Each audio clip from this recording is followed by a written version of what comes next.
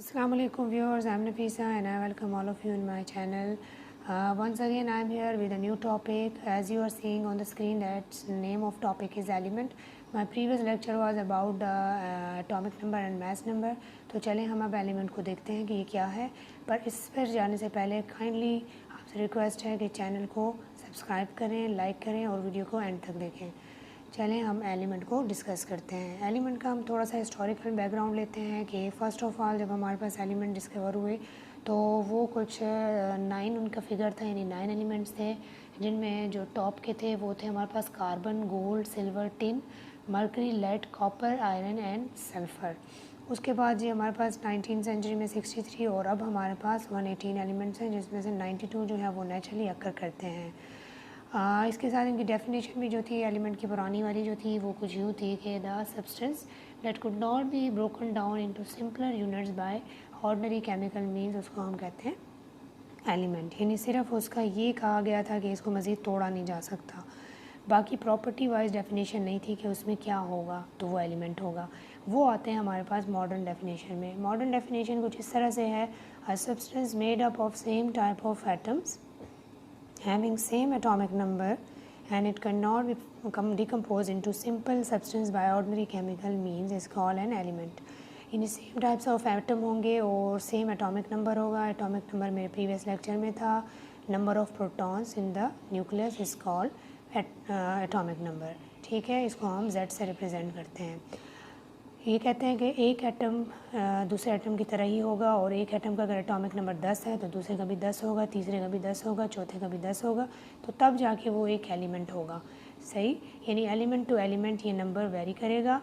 इसके साथ हमारे पास इसको एलिमेंट को तोड़ने के लिए आम लेबॉर्ट्रीज़ में काम नहीं चलेगा, बल्कि इसके लिए हमारे पास जैसे न्यूक्लियर प्लांट्स हैं जहाँ पे न्यूक्लियर फिशन के ज़रिए से एलिमेंट्स को तोड़ा जाता है। ठीक है, इसकी सिंपल एग्जांपल एटम के तोड़ने की जो है वो सिंपल एग्जांपल हमारे पास एटॉमिक बॉम्ब या बॉम्ब्स वगैरह हैं। ठीक है, यानी उनमें इतनी एनर्जी होती है कि वो पार्टिकल्स टूटते हैं, इतनी एनर्जी रिलीज़ होती है कि वो तबाही मचा देते हैं। तो वो अलग टॉपिक है, इंशाल्लाह मेरी एडवांस केमिस्ट्री में हम वो पढ़ेंगे। अब हम आते हैं जिसकी डेफिनेशन हमने देख ली कि नंबर ऑफ़ प्रोटॉन सेम होंगे और सेम टाइम के एटम्स होंगे तो वो हमारे पास एलिमेंट होगा। अब आते हैं इसके स्टेट्स पर। Like matter, physical states of elements are also 3: solid, liquid and gas. Majority of the elements are present in the solid form, few are in liquid and few are gases।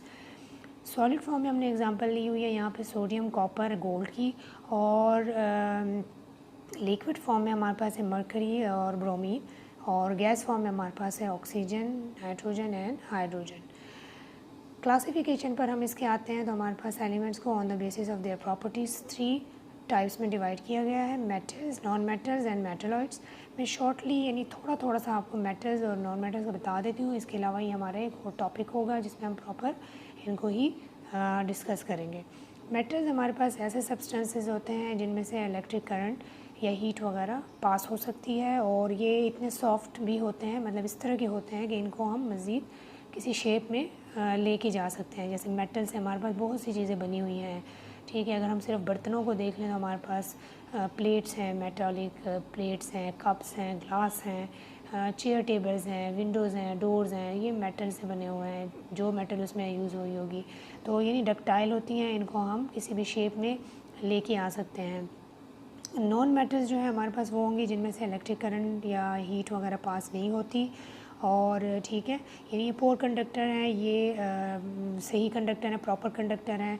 और metalloids जो हैं वो ऐसे होते हैं कि कुछ जगहों पे वो नॉन मेटल्स के साथ ज़्यादा रिजेंबल करते हैं और कुछ जगह पे वो मेटल की तरह होते हैं। फॉर एग्जांपल मेटलॉइड में हम सेमीकंडक्टर्स ले लेते हैं जो हमारे मोबाइल डिवाइसेस और कंप्यूटर वगैरह में यूज़ होते हैं। एग्जांपल ऑफ मेटल हमने यहाँ पे लिखी हुई है सोडियम, गोल्ड, और नॉन मेटल्स की नाइट्रोजन, ऑक्सीजन, और मेटलॉइड की हमने यहाँ पे आर्सेनिक और जर्मेनियम लिखा हुआ है। ठीक है, सिलिकॉन भी हमारे पास नॉन मेटलॉइड में आता है, सॉरी। अब ये है कि यहाँ पे मैंने जितने भी दफ़ा एलिमेंट को एग्जांपल दी है, मतलब उसको बताया है, तो मैंने उसका प्रॉपर इंग्लिश में पूरा नाम लिखा है।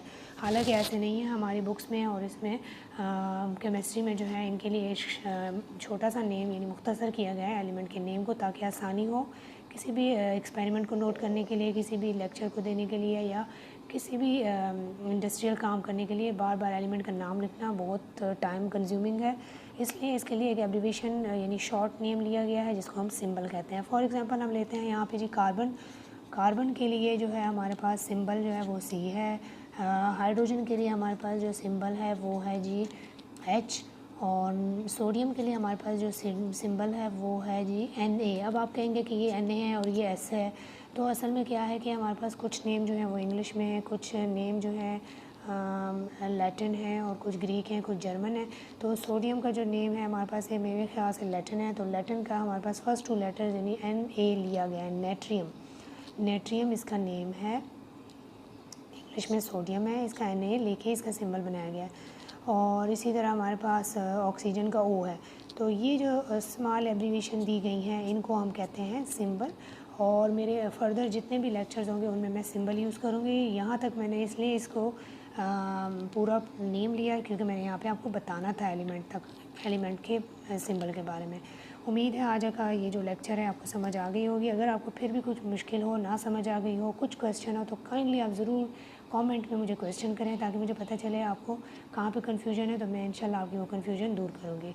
शॉर्ट में हम इसको दोबारा देखते हैं कि एलिमेंट की हमने हिस्टोरिकल बैकग्राउंड लिया, मॉडर्न डेफिनेशन ली, स्टेट्स हमने डिस्कस की कि 3 स्टेट्स हैं, और इसके बाद हमने क्लासिफिकेशन ली कि मेटल, मेटलॉइड्स और नॉन मेटल्स हैं। ठीक है, ज़्यादातर हमारे पास मेटल्स जो है सॉलिड हैं, और नॉन मेटल्स हमारे पास जो है ये लिक्विड भी होती हैं, नॉन मेटल्स सॉलिड भी होती हैं, गैसेस भी होती हैं, और मेटलॉइड्स जो है हमारे पास वो दोनों के दरमियान की चीज़ है।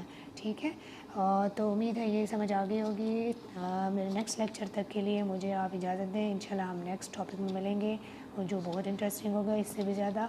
तो तब तक के लिए अल्लाह हाफ़िज़। Thank you for watching my video.